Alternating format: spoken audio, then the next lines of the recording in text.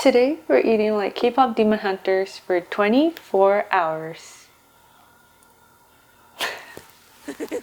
What's up?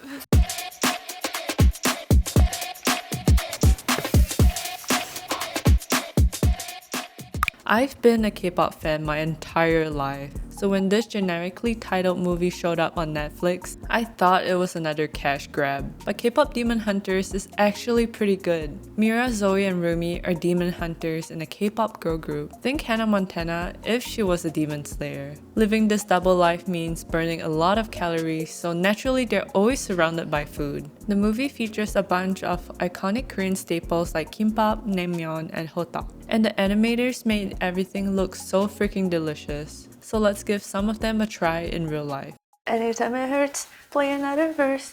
I can be your sanctuary. So starting with breakfast, we're gonna have hotteok, which is a Korean pancake with filling in it. And we're gonna pair it with the Korean national drink, ice americano. So this was the one I could find at my local Asian grocery. Also, usually it's not coffee flavor, but I think this one is just coffee flavor. Yeah, let's give it a try. This is what they look like. Usually I believe they have a cinnamon and walnut filling. Just have to microwave them or pan fry them. I have a little bit of time, so let's try pan frying it. Feels like the texture will be a bit nicer with the char on the outside.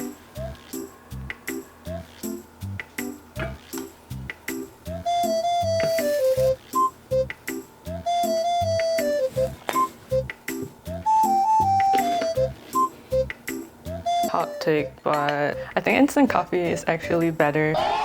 Okay, specifically better than like bad to mid coffee. You know, it's like McDonald's. At least it's consistent. To make ice americano, pretty sure it's just black coffee with ice. I'm someone who likes my coffee with a lot of milk and sugar, so this will be something slightly different from usual.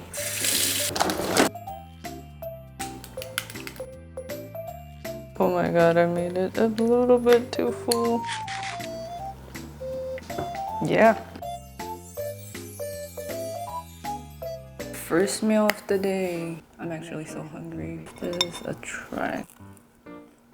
Not as sweet as I thought it was gonna be, but it's have a little bit of an artificial flavor. It's a bit crispy from the pan frying, but still very chewy. I believe the dough has maybe some kind of starch, which gives it that chewy texture instead of traditional pancake, which is more of a soft, fluffy texture. Just plain coffee is kind of growing on me.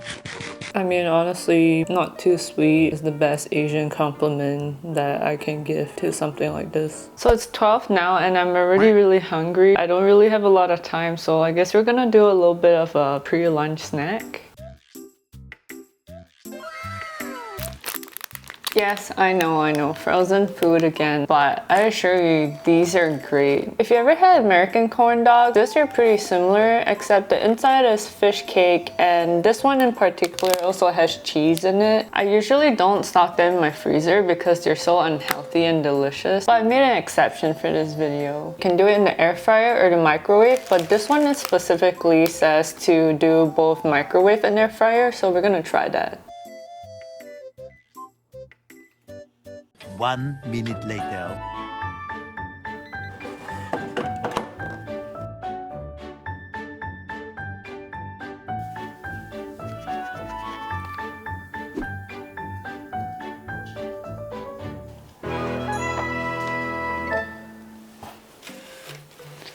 Okay, let's have our pre-lunch snack. Oh, doesn't that just look so good?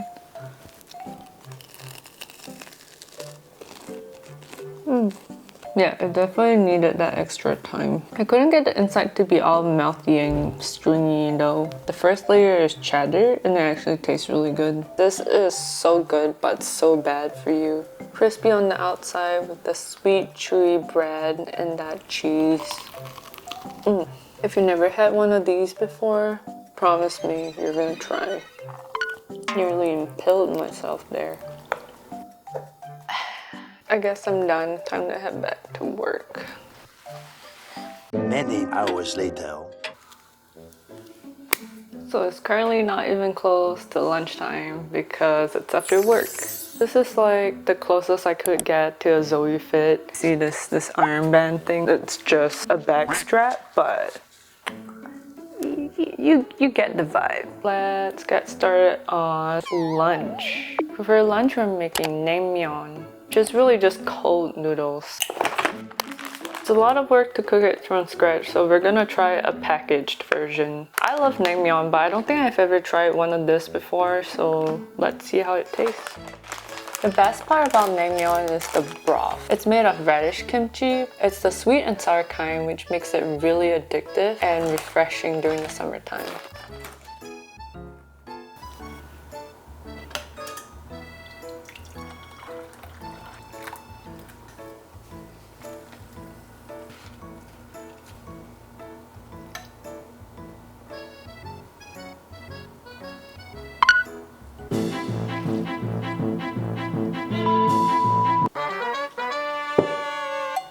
괜찮아.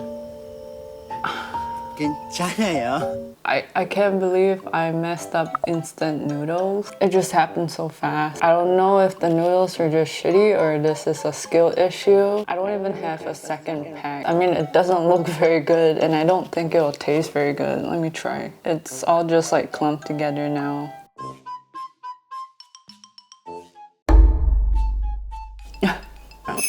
I don't know what to say. So it doesn't taste like naengmyeon. The chewiness is not really there. For plan B, I do have some soba noodles, so I'm just gonna use that instead. Okay, I know it's not culturally correct, but I gotta eat, so I'm gonna do what I have to do.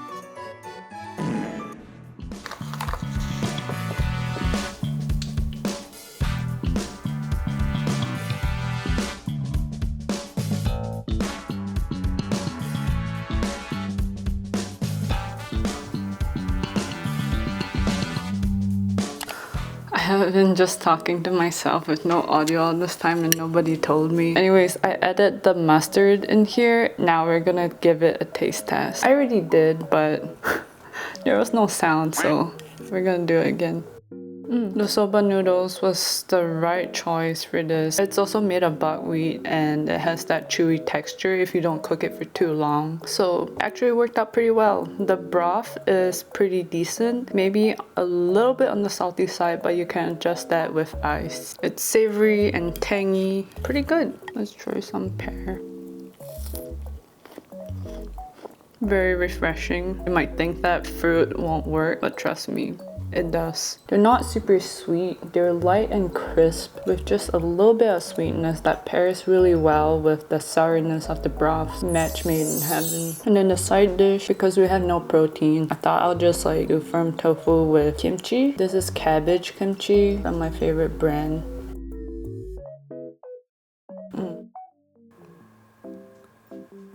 No, I'm not about to fight someone. I'm just about to make some kimbap. Kimbap is a dish where rice and various ingredients are wrapped in a dried seaweed. The one featured in Kpop Demon Hunters is the classic kind, so we'll be making that today. It requires a bit of prep work, so let's get started. For the protein, we're gonna use thinly sliced beef. I'm a lazy boy, so the marinade formula is really simple. 1 tablespoon of sugar, 1 tablespoon of soy sauce, 1 tablespoon of sesame oil, 1 clove of garlic, or 1 tablespoon to keep Edward away, and some black pepper. If you didn't finish the pear from earlier, you can grate some of that in too.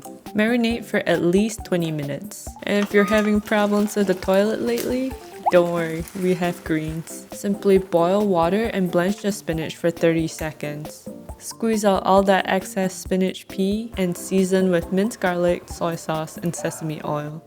I pretty much just adjust the ratio based on the weather that day.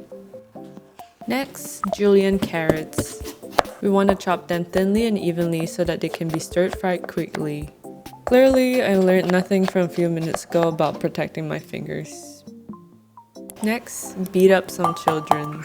3 to be precise. Lightly salt and pepper. When that's ready, you can get your pan oily and hot, just like you. Slowly pour in the egg so that we get a thin sheet of egg crepe. I love that sound.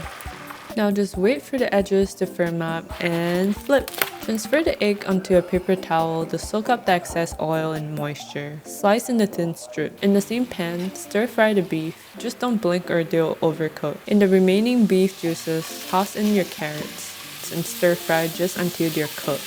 We don't want it to turn to mush because we want some texture in our kimbap. And lastly, we just need the culinary white gold, rice. Hey, just because I'm Asian doesn't mean that I always have rice at home. But I do always have rice at home. With everything ready, we can put it all together. You can also use the sushi kind of nori, you just want to have the shiny side down. There's a delicate balance between the amount of rice you use and the ingredients. Spread that rice thinly like your mom's legs. Place the rest of the ingredients in the center. Top with 1 strip of this pickled radish that you can buy in any Asian grocery. Roll it tight. Optionally, you can glue down this flap with a little bit of rice. And there you go. That's our dinner.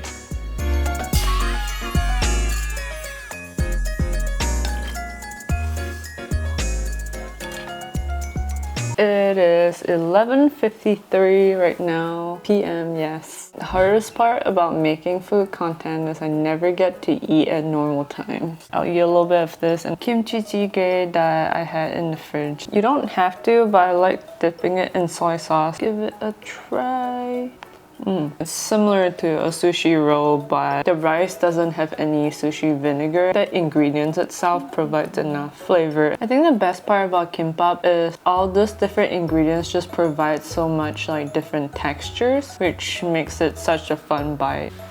I didn't really get to talk about it much earlier, but I really do think that K-pop Demon Hunters is a labor of love. My teenage years were spent in the turbulent waters of the EXO fandom made some of my most precious and cringiest memories. I was dragging my friends into the same black hole, exchanging crack fanfics with strangers on the internet, and even crying in public when they announced that a certain member was leaving the group. And I look back at those days fondly because K-pop to me was more than just the catchy music and the pretty people. It was also a wonderful community of creative and talented people, and I was part of that. So when I watched K-pop Demon Hunters and I could see all the nuances that you could really only pick up when you're immersed in that fan culture, it really touched my heart. It made me realize that, oh wow, this isn't just a cash grab from Netflix, it's actually a decent production. Hopefully this will encourage Netflix to push out more original animations. Yeah, I hope you enjoyed this video. If you guys have seen the movie, let me know what you think in the comments. I would love to hear from you guys. Until next time, see ya! Bye!